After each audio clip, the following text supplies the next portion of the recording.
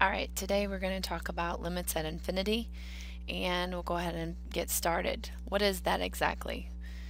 How does one find the horizontal asymptotes for a function? The answer to that is we will find the limit of the function as it approaches infinity and negative infinity.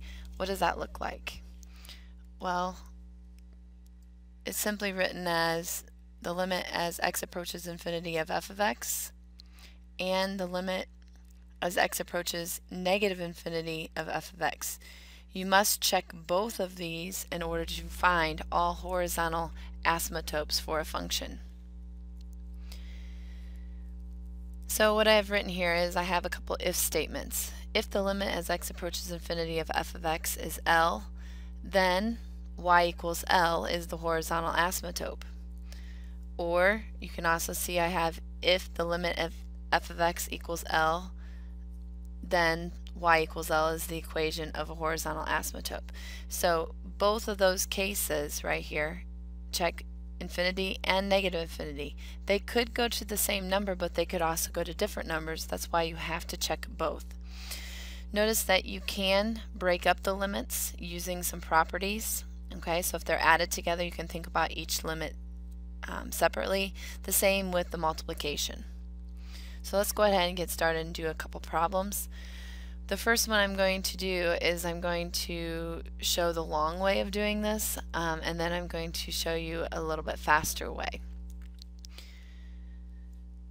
So if I'm going to check the limit as x approaches infinity, what I would do is I could just sit and plug in numbers as they approach infinity and see what answer I get. So I could also look at a graph, but doing a little work algebraically, what you can do is pick your highest degree and divide by each of those. Divide each term by each of those. So what does that look like?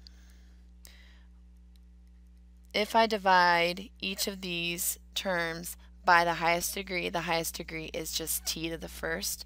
I would have t over t to the first. And I'd have t over t, and then plus 1 over t. Notice how I took each term and divided it by t. This simplifies to be 1 over 1 plus 1 over t. Now I can look at each part separately and think about it. The limit as x approaches infinity of 1, we're going to think of that first. I really didn't need to write the limit in front of there, so I'll go ahead and get rid of that. So the limit as x approaches infinity of 1 is 1. The limit as x approaches infinity of this one is also 1, plus the limit as x approaches infinity of 1 over t. That would be 1 over a really large number, so that's getting closer and closer to 0. So we'll just mark that as 0. This will simplify into the answer of 1. Now, the quicker way to do that is using a rule called L'Hopital's rule. And what that says is that if I just keep the highest degree on top and the highest degree on bottom, and I look at the limit, I can come up with the answer. So the highest degree on top is t, and the highest degree on the bottom is t. This does cancel, and so the answer is 1. Either way is the correct. Just the writing in red is a L'Hopital's rule and a little bit easier. This is the way I will do all the problems because it is a faster method. So using L'Hopital's rule for the next problem, I would keep the highest degree on top and the highest degree on bottom. And when I do that, I get 2x squared over 3x squared. And now I'll simplify, and I get my answer of 2/3. In class, remind me to go ahead and do page 205. The 1 through 6, there's some matching there. It'd be a great practice for you guys to go ahead and just look at those and see if you can actually match up the correct graphs with the limits that are given, the functions that are given. I told you that you can also find limits as they approach infinity using a graphing calculator, so I'm going to go ahead and show you my graphing calculator. Notice what I have here is that the x is approaching infinity because the numbers are getting bigger and bigger and bigger. So 10 to the 6th power is 100,000. I'm not going to show all the way out to 100,000 on my graph, but you guys you could use your table function on your graphing calculator to be able to look out at infinity of really large numbers by asking it questions. So as you can see here, I already have this graphed, and so what I'm going to do is I'm going to move out to the right so you guys can continue to see that my line is getting closer and closer to something. I don't know what it is. Over here you guys can see that it's 0 and 22.5, so I'm going to use this trace to go ahead and see what I'm getting closer and closer to. So I'm going to keep moving it. I'm going to go way far out here. I'll try to move it clear out here to 20. I'm at 33 right now, so let's go ahead and trace it. And it looks like here at 33 I'm getting closer and closer to 2. You should also find using your graphing calculator in the table function that you're getting the answer of 2. You can go ahead and fill in this table. If you did use your table function on your calculator, you would have gotten 7 here, 2.26, 2.025, 2.0025, 2.0003, 2, and 2. So we do see that it is approaching 2. Looking at another example, I will let you guys go ahead and push this in your graphing calculator, check out the table function. I'm not going to do that on my graphing calculator, but I will give you the answers. When you put in 10, or excuse me, the 10 to the 0 is 1. You get 1. When you plug in 10 into this, you get 18.18. When you plug in 100, you get 198.08. 1,998.02 and 19,998, 199,998, and then lastly 1,999,998. So as you can see, this one, as you approach infinity, is approaching infinity. This one does not have a horizontal asymptote, where this one would have a horizontal asymptote, the one prior, of y equals 2. Alright, just a few more examples. We're going to go ahead and find the limit as x approaches infinity. So in this first one, I've got 5x squared minus 3x plus 7 over x. And I'm going to find the limit as x approaches infinity. I'm going to use L'Hopital's rule, which says I'm going to keep the highest degree on top, highest degree on bottom.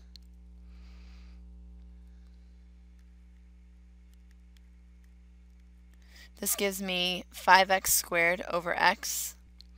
When I simplify that, I get 5x. And so I forgot my limit out here in front. But when I put large numbers in for x, I end up going to infinity. This one, therefore, has no horizontal asymptotes. And the second example here, I have the limit as x approaches infinity of 5x squared minus 3x plus 7 over x squared.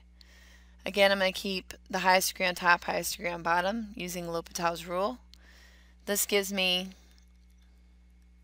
5x squared over x squared.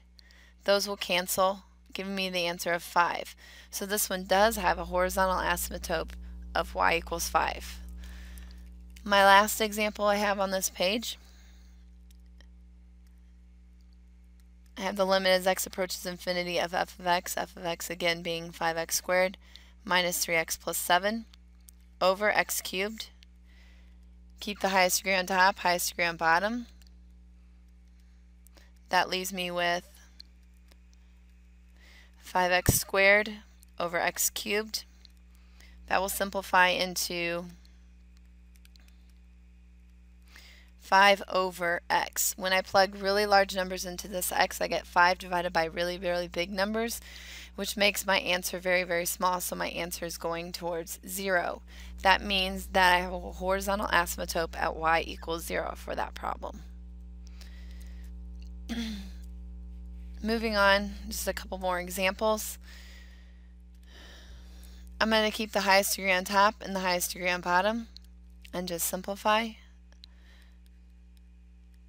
So I end up getting 3x cubed over 9x cubed. Those cancel. 3/9 reduces down to be 1/3. So my horizontal asymptote, or my limit, is 1/3. In my next problem, I'm going to negative infinity.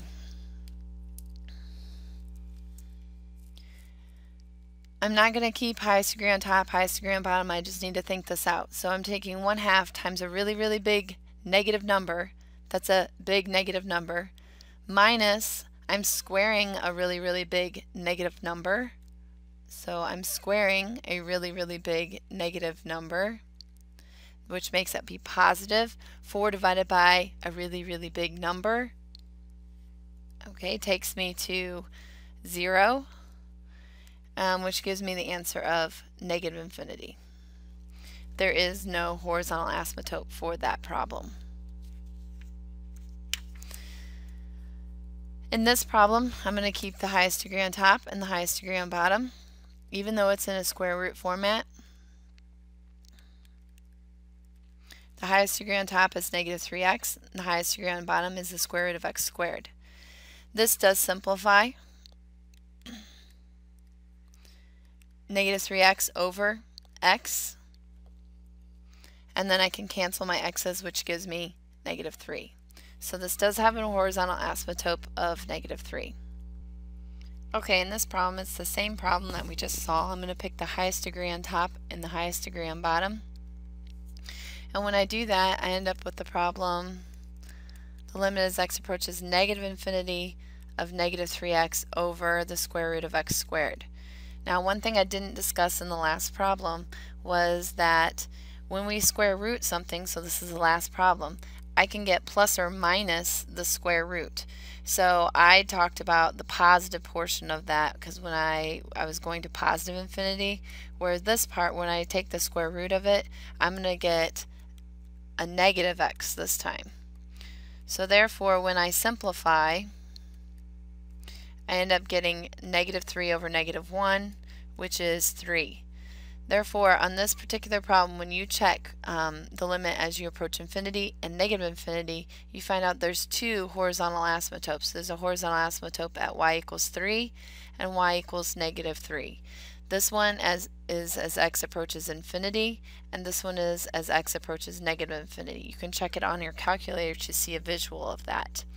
This is the last problem of this video, and this one is simply saying, okay, there's nothing I can use L'Hopital's rule, I've just got to think this out. So I've got the limit as x approaches infinity of the cosine of 1 over a really, really large positive number. So 1 over a really large number actually gets me closer and closer to 0, so I'm thinking about the cosine of 0, and the cosine of 0 is equal to 1.